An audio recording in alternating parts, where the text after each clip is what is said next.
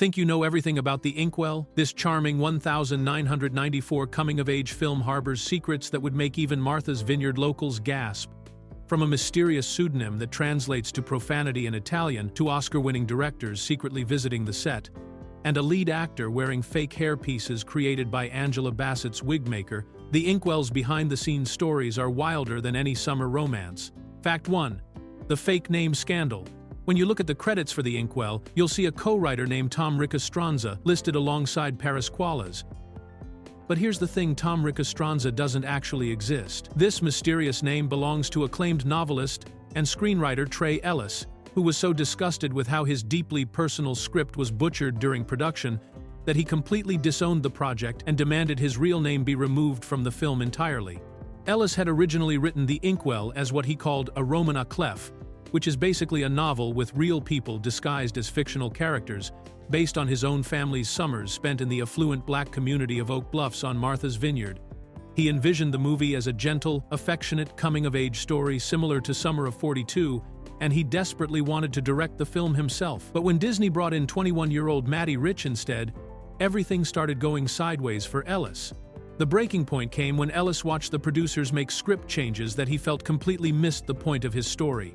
In one particularly painful revision, they changed a character based on Ellis's own father from a respected schoolteacher into a garbage man, which Ellis saw as a betrayal of his family's real story and social background. When Ellis finally saw the finished film, he was so horrified by what his screenplay had become that he refused to let his name appear anywhere in the credits. Instead, he chose the fake name Tom Ricastronza.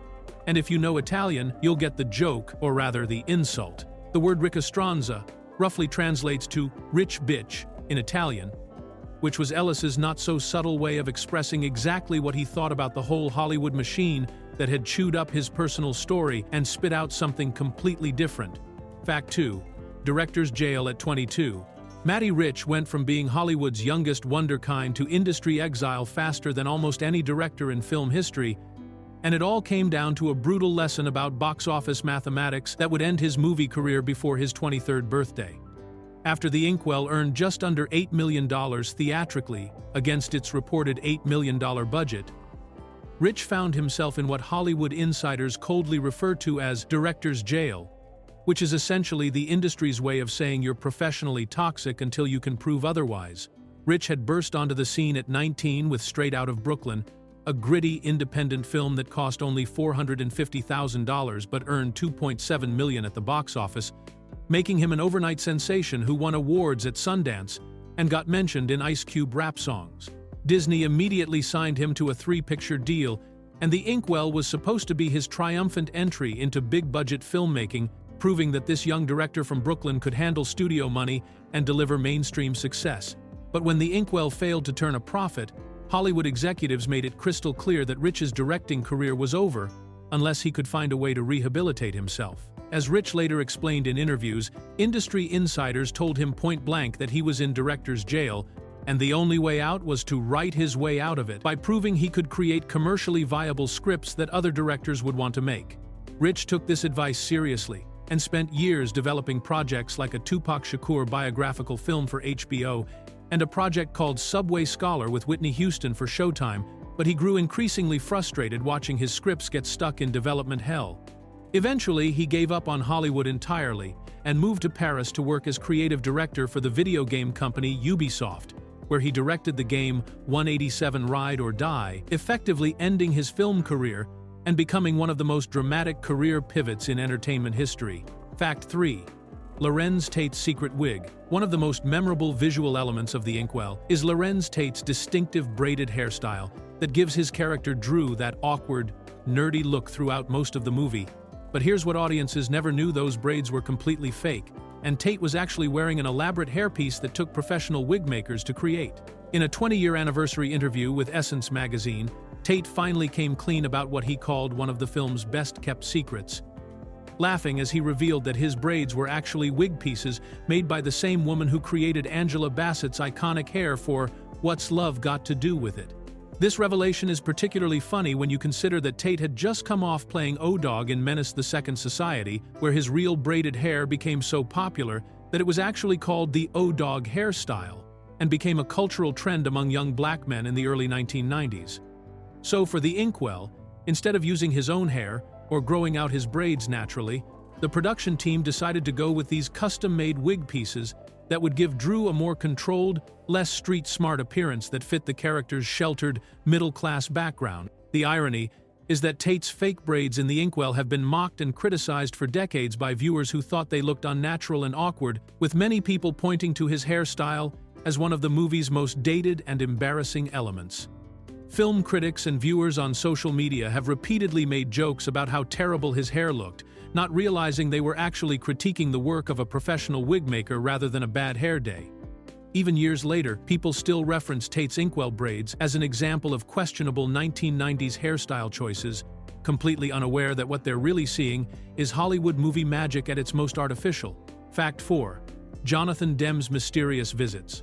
During the production of The Inkwell, one of Hollywood's most respected directors kept showing up on set for reasons that nobody in the cast or crew could quite figure out, and that director was Jonathan Demme, who had just won the Academy Award for Best Director for Silence of the Lambs and was at the absolute peak of his career. Demme would frequently visit the Martha's Vineyard location where The Inkwell was filming, and he quickly developed what seemed like a genuine mentorship relationship with 21-year-old Matty Rich, spending hours talking with the young director about filmmaking, storytelling, and the challenges of working within the Hollywood studio system. What made these visits even more intriguing was that Demme had actually discovered Rich's first film, Straight Out of Brooklyn, during an editing session for Silence of the Lambs, and he immediately recognized Rich's raw talent, despite the low-budget production values. Demme had taken Rich under his wing after that discovery, helping to champion Straight Out of Brooklyn and even mentioning Rich during his Oscar acceptance speech, which was an incredible boost for a 19-year-old filmmaker from Brooklyn who had made his debut feature with credit card debt and donations. The friendship between these two directors seemed to be leading somewhere significant because, according to multiple sources close to the production, Demme and Rich spent considerable time during the Inkwell shoot discussing the possibility of collaborating on a future film project together. They would have lengthy conversations about potential stories they could tell, and there was genuine excitement about what these two very different filmmakers might create if they combined Demme's mainstream success and technical expertise with Rich's street-smart authenticity and fresh perspective on urban life. Unfortunately, this collaboration never materialized, and given that Rich's career effectively ended after The Inkwell failed at the box office, this remains one of the most tantalizing what-if scenarios in 1990s cinema. Fact 5. Not actually filmed on Martha's Vineyard. One of the most ironic aspects of The Inkwell is that despite being entirely set on Martha's Vineyard and revolving around the famous Inkwell Beach community in Oak Bluffs, the movie was never actually filmed on the island itself, which has created decades of confusion and mixed reactions from the real Martha's Vineyard community that the film claims to represent. While the production notes officially list Martha's Vineyard, Massachusetts as a filming location, this appears to be more of a creative liberty than an accurate description of where the cameras actually rolled during the summer of 1993. The real Inkwell Beach, which got its nickname either as an affectionate inside joke among the African-American families who have summered there since the late 1800s, or as a derogatory term used by white residents, has been a significant cultural landmark for over a century. This small stretch of beach in Oak Bluffs has hosted generations of prominent black families, intellectuals, and celebrities, creating a unique social scene that represents black affluence and leisure in a way that most Americans, both black and white, had never seen depicted in popular culture. The decision to film elsewhere while setting the story at this iconic location has led to complicated feelings within the actual Martha's Vineyard community, particularly among longtime residents and families who have deep connections to the real Inkwell tradition. Some appreciate that the film brought national attention to this historically significant black vacation destination and helped educate audiences about the existence of affluent African-American summer communities, while others feel that filming the movie somewhere else undermined the authenticity of the story and failed to capture the genuine spirit and atmosphere of the actual place. The Martha's Vineyard Film Society has even hosted special screenings of The Inkwell, with discussions about the relationship between the real location and its Hollywood representation, highlighting the ongoing conversation about how accurately the film portrays this beloved community. Fact 6. The 21-year-old Disney director. When Disney handed Matty Rich the director's chair for The Inkwell, along with an $8 million budget, He was only 21 years old, making him one of the youngest filmmakers in Hollywood history to be entrusted with that kind of money and responsibility from a major studio. To put this in perspective, Rich was younger than most film school graduates when Disney studio chief Jeffrey Katzenberg offered him a 3-picture deal and essentially bet millions of dollars on a director who had made exactly one feature film in his entire career. And that film had cost less than $500,000 to produce. Rich's meteoric rise from broke teenager to Disney director happened with stunning speed that even surprised industry veterans who had been working in Hollywood for decades. Just 2 years before the Inkwell, Rich had been a 19-year-old from Brooklyn financing his debut film straight out of Brooklyn with credit card debt and donations from his community, shooting scenes in his own housing project with borrowed equipment and friends as actors. When that film won awards at Sundance and earned critical acclaim, it caught the attention of major studios who were eager to capitalize on the success of urban dramas like Boys and the Hood and New Jack City. However, critics and industry observers questioned whether Disney had made a wise decision, giving such a young director so much money and creative control over a sensitive period piece that required nuanced handling of class dynamics and family relationships. Film reviewers specifically pointed to Rich's age and inexperience when the Inkwell received mixed reviews, with several critics suggesting that 21 was simply too young to understand the subtleties of the story Rich was trying to tell. Variety's review bluntly stated that the film showed Rich struggling with what they called the sophomore jinx, and other critics noted that he seemed overwhelmed by the larger budget and studio expectations, lacking the technical finesse and directorial maturity needed to handle a more complex production than his raw, guerrilla-style debut. Fact 7. Jada Pinkett's casting assist. In what might be one of the most generous acts of professional friendship in Hollywood history, Jada Pinkett Smith essentially became Larenz Tate's personal casting coach and cheerleader when she found out that director Matty Rich was holding auditions for the male lead in The Inkwell. Pinkett Smith had already been cast in her role as Lauren when she got word that auditions were happening in Los Angeles.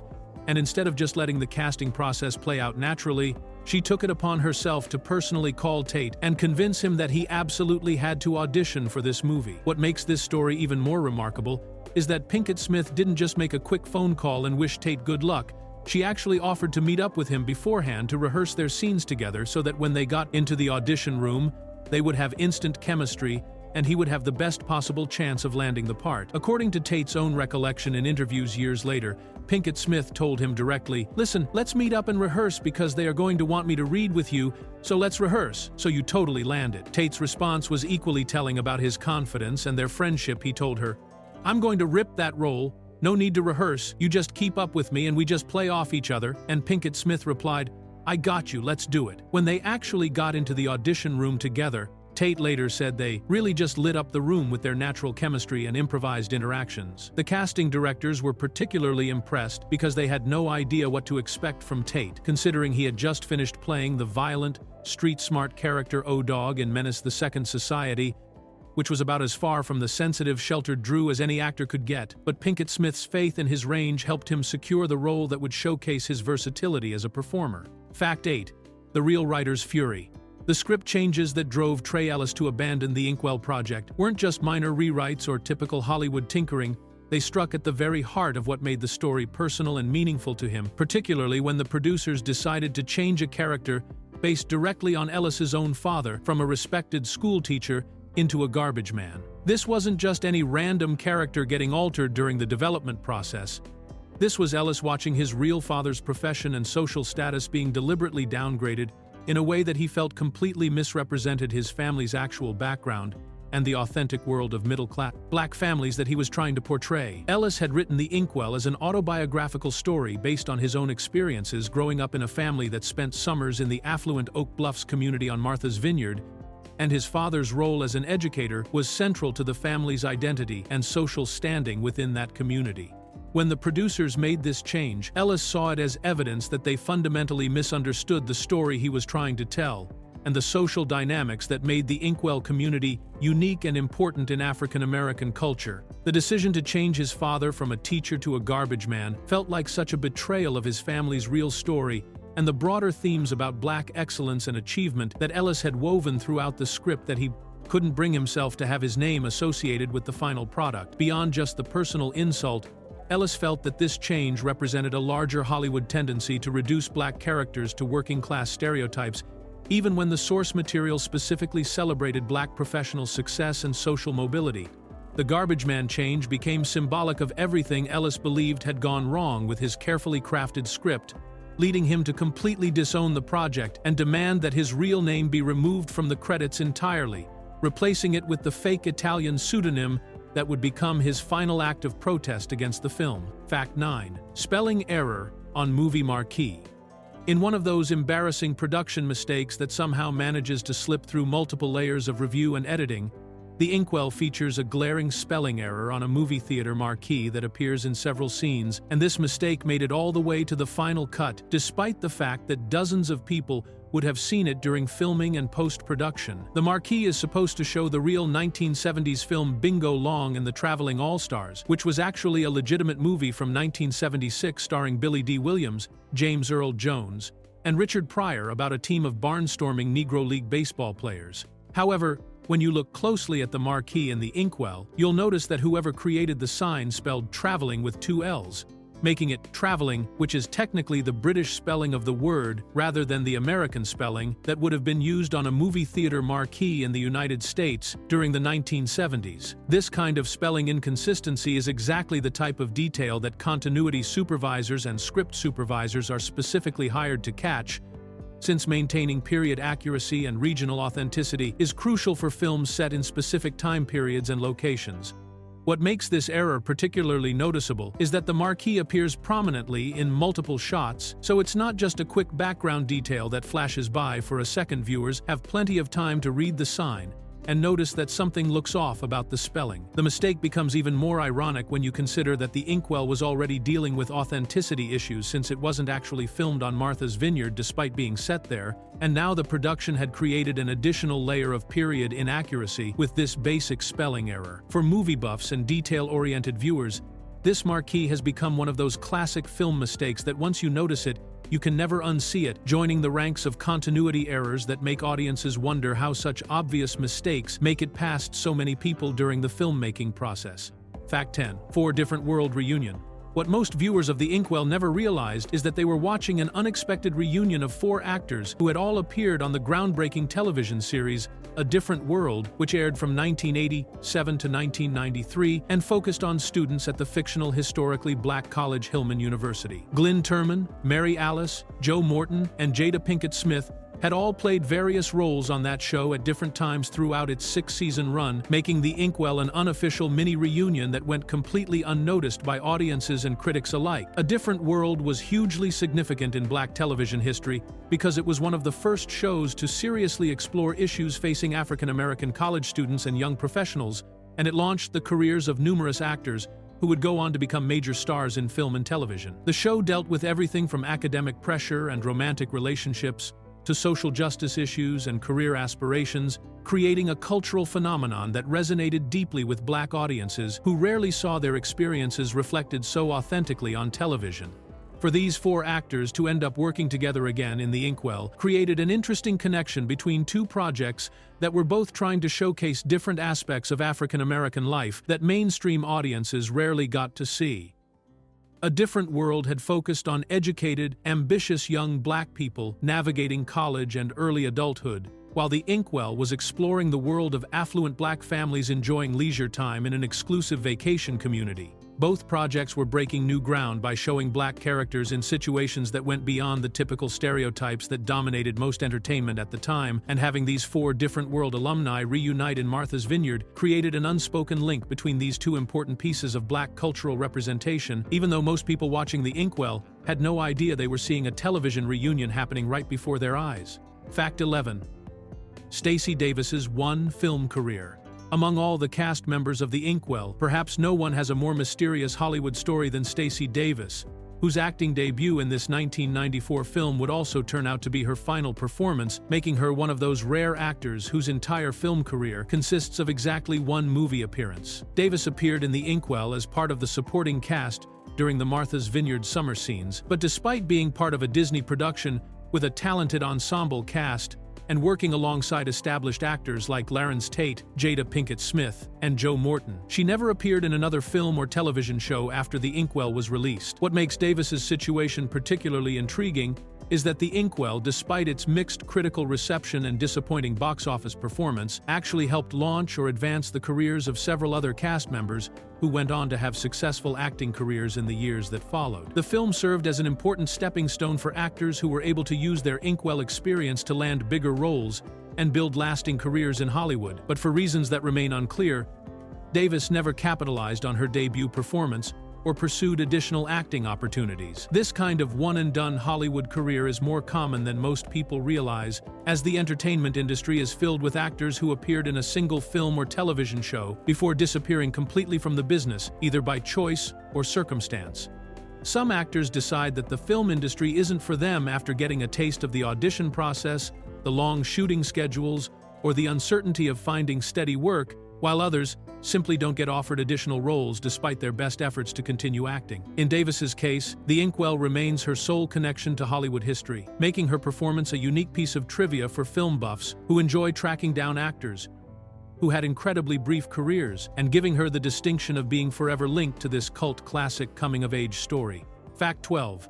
Mother-son reunion after 5 years. In one of those delightful Hollywood coincidences that most viewers completely miss, Phyllis Yvonne Stickney and Larenz Tate had actually worked together 5 years before The Inkwell, but in completely different roles that created an interesting role reversal when they reunited for the 1994 film. Back in 1989, Stickney and Tate had appeared together in the television movie The Women of Brewster Place, where Stickney played Tate's mother in what was actually one of Tate's earliest acting roles when he was just a young teenager getting his start in the entertainment industry. The Women of Brewster Place was based on Gloria Naylor's acclaimed novel and starred Oprah Winfrey, who also served as executive producer for the project, and it told the interconnected stories of several African-American women living in an urban housing development. The television movie was significant for showcasing the talents of numerous black actors and addressing social issues affecting urban communities, and it provided valuable early experience for young actors like Tate, who were just beginning to build their careers in film and television. When Tate and Stickney reunited for The Inkwell, their relationship had completely flipped from the family dynamic they had shared in The Women of Brewster Place, because now Stickney was playing Dr. Wade, the therapist who treats Tate's character Drew for his emotional and behavioral issues. This meant that instead of Stickney being the nurturing mother figure helping to guide Tate's character through childhood challenges, she was now the professional counselor trying to help him work through his teenage psychological problems and social anxieties. The fact that these two actors had this previous working relationship and personal history together probably helped create a natural comfort level between them during their therapy scenes, even though most audiences had no idea they were watching a reunion between two performers who had already established a strong working relationship years earlier when Tate was still developing his craft as a young actor. Fact 13. The revolutionary nonviolence gamble. When The Inkwell was released in 1994, it represented a bold and risky creative decision that went completely against the grain of what Hollywood studios were desperately seeking from black filmmakers at the time, because the movie featured absolutely no drugs, no violence, no gang activity, and no street life whatsoever during an era when every major studio was trying to capitalize on the massive success of hood movies like Boys and the Hood, New Jack City, Juice, and Menace to Society. The early 1990s had seen an explosion of urban dramas that focused on the harsh realities of inner-city life, and these films were making serious money at the box office while also earning critical acclaim and launching the careers of directors like John Singleton, Mario Van Peebles, and the Hughes brothers. Studio executives had essentially created a formula for black cinema that revolved around violence, crime, and the struggles of urban poverty, and they were actively seeking projects that fit this mold because audiences were clearly responding to these authentic but gritty portrayals of African American experiences that had rarely been shown in mainstream Hollywood films. Every studio wanted their own version of a successful hood movie, and directors like Matty Rich were being pressured to deliver stories that would tap into this proven market demand for urban drama. Instead, Rich chose to make a film that was completely drug-free and violence-free, focusing on a middle-class black family enjoying a leisurely summer vacation in one of the most exclusive and affluent communities in America. The Inkwell was essentially a gentle, romantic coming-of-age story that showcased black excellence, education, and prosperity, rather than struggle and survival, which made it a revolutionary choice that many industry insiders thought was commercial suicide. Rich later reflected that studios and audiences didn't expect black films to be this diverse in their storytelling, and the Inkwell proved that African American experiences included everything from street life to Martha's Vineyard vacations, even though this broader perspective was much harder to market and sell to audiences who had been conditioned to expect a very specific type of black cinema. Fact 14. Same year double feature stars. 1994 turned out to be an incredibly busy year for both Jada Pinkett Smith and Suzanne Douglas, because in addition to appearing together in The Inkwell, both actresses also had significant roles in another film that was released the exact same year called Jason's Lyric, creating an unusual situation where audiences could see these two talented performers twice in the span of just a few months in films that shared remarkably similar themes and storylines. Jason's Lyric was a romantic drama starring Alan Payne and Jada Pinkett Smith that told the story of young love blossoming against the backdrop of family dysfunction and urban challenges, while Suzanne Douglas played a supporting role as a mother figure trying to hold her family together during difficult circumstances. What makes this double appearance particularly interesting is that both The Inkwell and Jason's Lyric were essentially coming-of-age love stories that focused on young African American characters navigating romance, family expectations, and personal growth, which meant that Pinkett Smith and Douglas were essentially exploring very similar character types and relationship dynamics in both films during the same period of their careers. For Pinkett Smith especially, this represented a significant moment in her rising stardom, as she was establishing herself as one of the most promising young actresses in Hollywood by taking on leading roles in multiple films that showcased her ability to portray complex, independent young women dealing with matters of the heart. The coincidence of these two films being released in the same year also highlighted how the mid-1990s were becoming a particularly rich period for African American cinema, with multiple studios and independent filmmakers creating projects that explored different aspects of black life and relationships. Having Pinkett Smith and Douglas appear in both films created an unintentional connection between these two projects, giving audiences who saw both movies the experience of watching these actresses develop different but related characters within the same 12-month period, which was relatively uncommon for actors at that time, unless they were major stars with packed filming schedules. Fact 15. The Republican Nixon Portrait. One of the most deliberately provocative and politically charged visual details in The Inkwell is a framed portrait of Richard Nixon that hangs prominently on the living room wall of Spencer and Frances Phillips, the wealthy black Republican relatives who host Drew's family during their Martha's Vineyard vacation, and this prop choice was so jarring and unexpected that it caught the attention of film critics, even though many casual viewers completely missed its significance. The decision to place Nixon's portrait in the home of affluent African American characters was clearly intentional, designed to emphasize just how conservative and politically disconnected Spencer Phillips was from the typical political views held by most black Americans during the 1970s. This portrait becomes even more meaningful when you consider the historical context of 1976, which is when The Inkwell takes place, because Nixon had resigned from the presidency just 2 years earlier in 1974 following the Watergate scandal, making him one of the most controversial and disgraced political figures in American history at that exact moment. For a black family to prominently display Nixon's portrait in their home during this time period would have been seen as an extremely unusual and potentially offensive choice by most African American visitors, since Nixon's policies and political positions were generally viewed as hostile to civil rights and black interests. The portrait serves as a visual representation of the class and political tensions that run throughout the film, particularly the conflict between Drew's father Kenny, who is portrayed as a Black Panther with radical political views, and his brother-in-law Spencer, who represents black conservative wealth and Republican values. Film critics specifically noted this detail in their reviews, with Roger Ebert and others pointing to the Nixon portrait as evidence of how the film was trying to explore the complex political divisions that existed within the black community, especially between working-class families with activist backgrounds and affluent families who had achieved success by embracing mainstream conservative politics and distancing themselves from more radical civil rights movements.